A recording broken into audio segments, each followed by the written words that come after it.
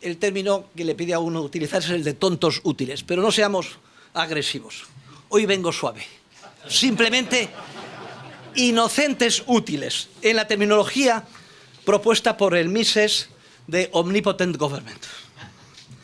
Esto es así porque, aunque se opongan al estatismo y defiendan la libertad, sin embargo, por aceptar, aunque sea parcialmente, algunos de los postulados de las corrientes reaccionarias pseudocientíficas que hemos descrito, terminan en última instancia, sin quererlo y muy a su pesar, dando impulsos adicionales a la reacción estatista dentro de nuestra disciplina, y especialmente cuando se empeñan en asesorar a los estados para que sean más eficientes y hagan un poco mejor, cosas que estos no deberían hacer en forma alguna. Así, y a modo de ilustración, podría caer en esta categoría, voy a referirme a un amigo con el que tuve muchos contactos en sus últimos años de vida, podría caer en esta categoría de inocente útil un pensador tan incuestionablemente liberal como el Karl Popper de La sociedad abierta y sus enemigos, en cuyo libro no solo se admira la capacidad científica e incluso el humanismo, se dice, increíble, de Karl Marx, sino que, y es aún peor, se termina proponiendo como alternativa una estrategia de, dice él, piecemeal social engineering, o microingeniería social coactiva, con el objetivo de poder enjuiciar en cada caso y en función de sus resultados empíricos lo acertado o no de cada medida de intervención coactiva del Estado. Otro ejemplo de inocente útil, compañero nuestro, Ramón Pellerín, podría ser el de George Stigler,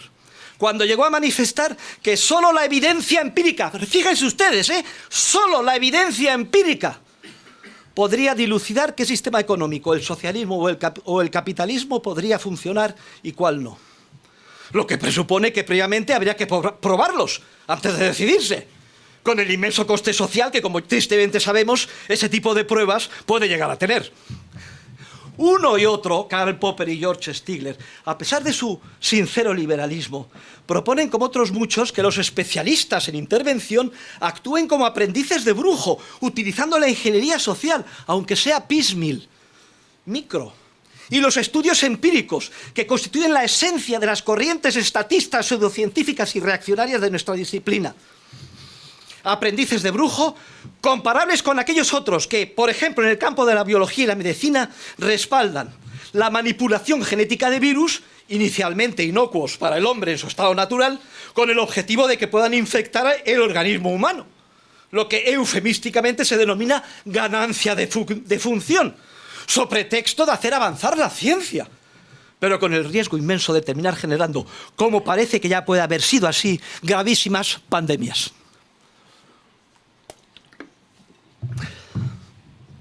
Y también, a menudo, han caído en esta categoría de inocentes útiles en la guerra del estatismo cultural contra la ciencia económica los miembros de la Escuela de Chicago. Y en particular, economistas liberales tan conspicuos como Gary Becker o sobre todo Milton Friedman. Becker defendiendo a capa y espada el reduccionismo metodológico, al empecinarse en considerar que solo es ciencia económica la elaborada dentro de los estrechos límites del equilibrio, la constancia y la maximización propios de la pseudociencia neoclásica. Y más inquietante aún podría considerarse el caso de Milton Friedman, cuyo muy sincero amor a la libertad e intenso apoyo mediático a los mercados libres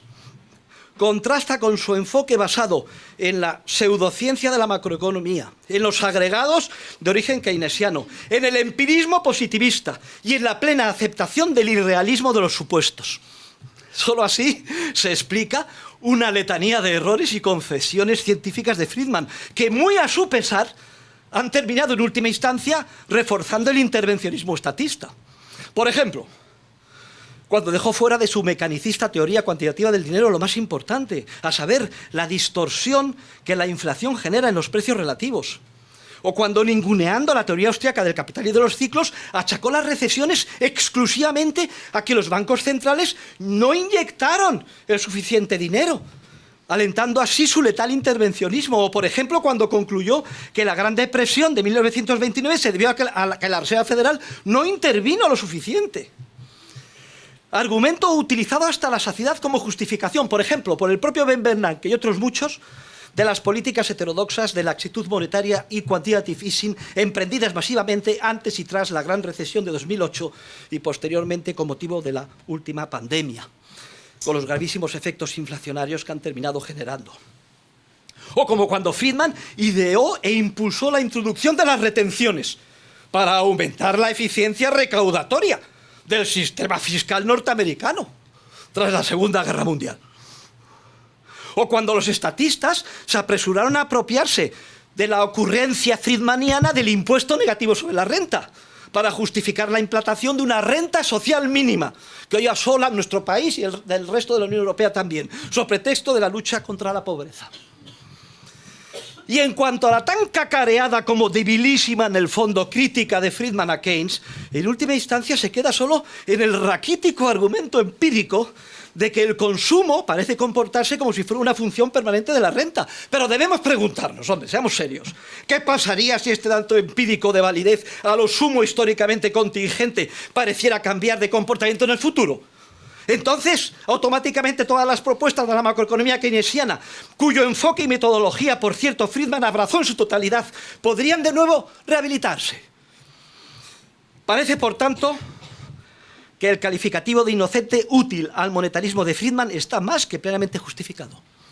Y también que Hayek tenía plena razón cuando afirmó que después de la teoría general de Keynes, el libro que más daño ha hecho a la ciencia económica ha sido los ensayos de economía positiva de Milton Friedman.